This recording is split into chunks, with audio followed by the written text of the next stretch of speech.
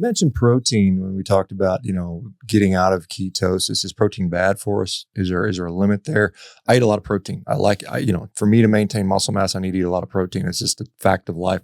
For me, having more muscle mass yields better quality of life as far as I'm concerned. But am I killing myself by doing that? Or what are your thoughts around protein? How much should we eat? Should we limit it? Should we stay in ketosis? Should we sort of have lower protein? Or what are your thoughts? I mean, I know, Andrew, you're dealing with a brain tumor, and that would motivate me very differently than just trying to run faster. But what are you guys' thoughts around protein? Well, interestingly, just from my years of testing, I realized that I can eat a lot more protein now than I did before, and I can maintain therapeutic ketosis.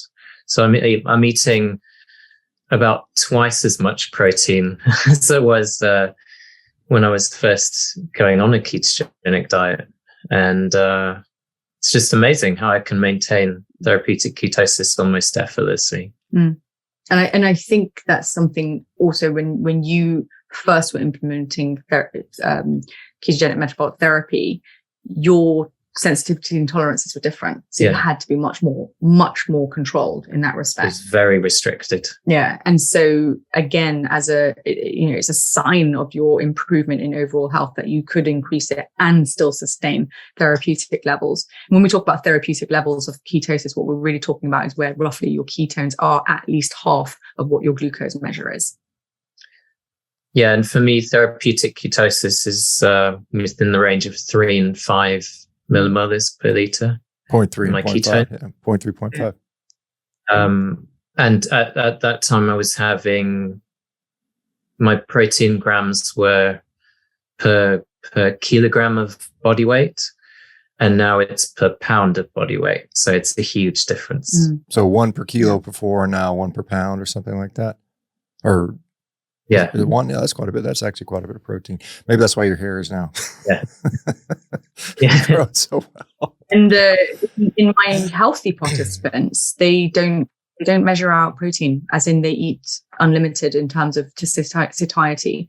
It's so there really isn't sort of they're not using methodologies of getting ketones higher, such as supplementing with ketone acids or ketone esters or excessive MCT oil. It's really coming just from whole foods, and that is predominantly meat-based foods. Although there are obviously, I'm trying to think of it, coconut oil, let's say, but they're not a carnivore group. But they a good fair amount of meat, and there's no counting on the grams of protein versus fat. They just know how to restrict the carbohydrates, and they eat what is pleasurable to their palate, in actual fact. And so, not a single one of my participants is counting how much protein they eat. They eat to satiety. And you can find what foods work for you for that as well, I think. Different. Do you guys think there's a progression here? Because Andrew, you mentioned initially when you went on this and you were battling, in the midst of the battle with brain cancer, very high ketogenic, approach, lower protein.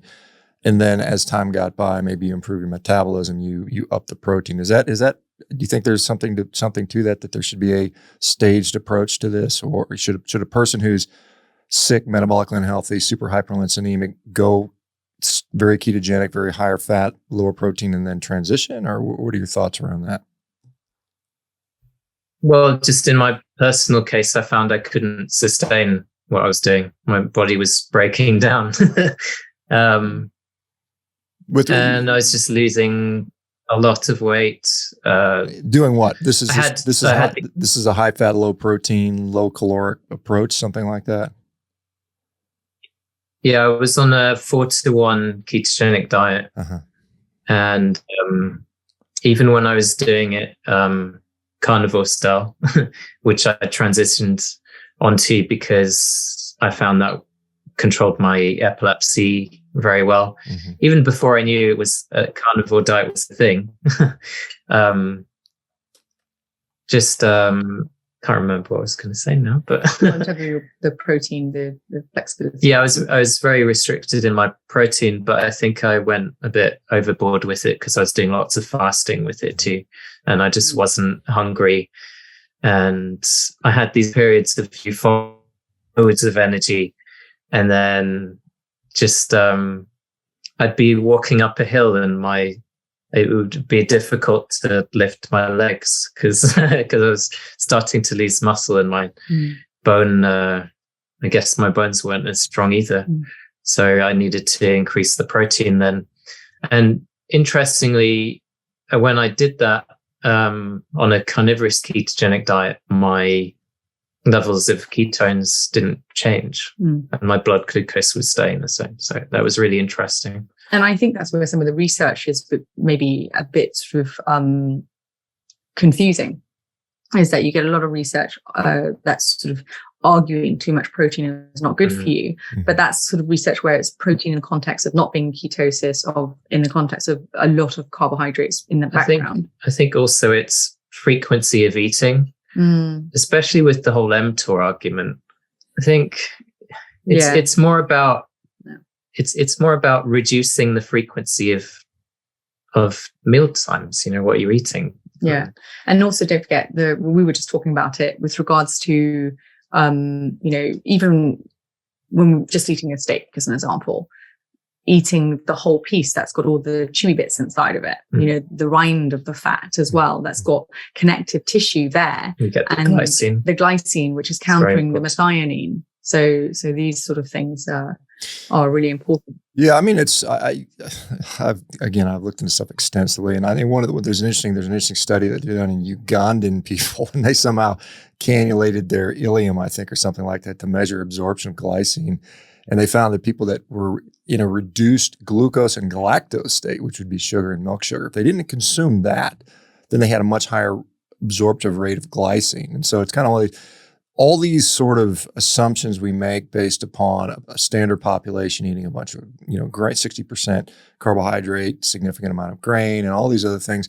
Do they actually hold up when we look at different populations? Like somebody on a strict carnivore diet, I don't think they do. And I think you just have to sort of, obviously you can't research every single scenario, but you get into these N=1 type of things, and does this actual data, this research apply to my specific situation? And most of the cases, the answer is no.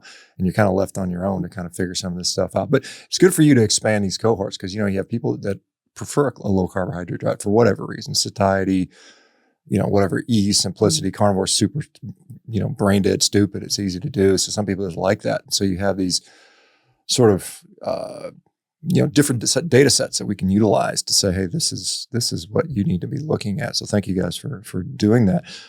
Let's talk a little bit about, plant, animal. I know that's the current debate. I've been obviously in this battle of this for years now, and I'm obviously biased towards animal stuff.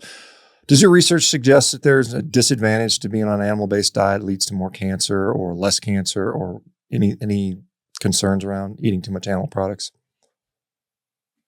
Okay, well, I don't know if anything I can see. No, okay. We're not investigating so we're investigating people who sustain ketosis, and there's never been any sort of criteria whether you're a vegan, vegetarian, omnivore, carnivore, slightly carnivore, none of it. And that's really important because it represents like a natural, a more natural sort of environment. And so I can certainly say within the participants that there are some who really love a lot of plant matter in their diet. And there are some that really are very near full carnivore. And it's very interesting because a lot of their markers are quite similar, actually. I mean, they're incredibly homogenous, actually. Mm-hmm. I would say that I saw a signal, and I don't just take it with a pinch of salt for now, but I certainly saw a signal with the high sort of plant eaters or even nut eaters, where there's, one can argue possibly it's because of lectins and oxalates, possibly. There seems to be some relationship there with having autoantibodies, the ANA titer being positive, so anti-nuclear antibodies. So this sort of relationship, potentially, like I said, it's a signal. I can't say for sure right now. So does that translate into something? We don't know, because we're just seeing this and investigating it. One would have to go ahead and test that and then investigate that further to say any causal factors and things like this. But in terms of the healthy population that we're phenotyping right now, so again, I always preface this is a very healthy population. So that's going to be very different again if we do that in a whole group of people who are, have metabolic disease.